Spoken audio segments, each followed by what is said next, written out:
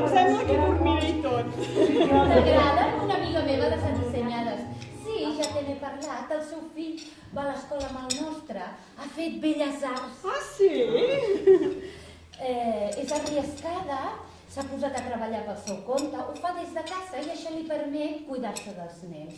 Són originals, oi? Oi, sí, molt. Segur que no passaré desapercebuda. Amb un altre penso que no li quedarien bé, però a tu crec que t'ho pots permetre. Ai, gràcies. Sí, no són gens corrents. És precisament això el que... Són pedres semiprecioses? Com? Sí, sí. De vegades em pregunto si no prefereixo les pedres semiprecioses. Òbviament depèn de les circumstàncies, esclar. És que no tens tanta por de perdre-les, ni de que te les robin. Cada vegada que trec de la meva caixa de joies la meva agulla de diamants, m'agafa... Us he parlat mai del meu somni? Aquí? No. Tinc un somni recurrent.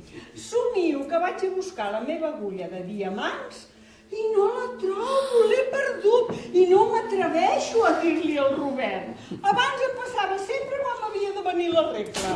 Ara, en canvi, és imprevisible. Fixa't. Sí, de tota manera, un diamant bo... No hi ha res com un diamant bo. És una altra cosa. I el safir? Em fascina el teu braçalet de safirs. A tu també, oi? Me'l va regalar el Robert el dia que es va prometre. Va ser una bogeria. En aquella època això estava molt per damunt de les nostres possibilitats. Però ell llavors encara em feia de bogeries.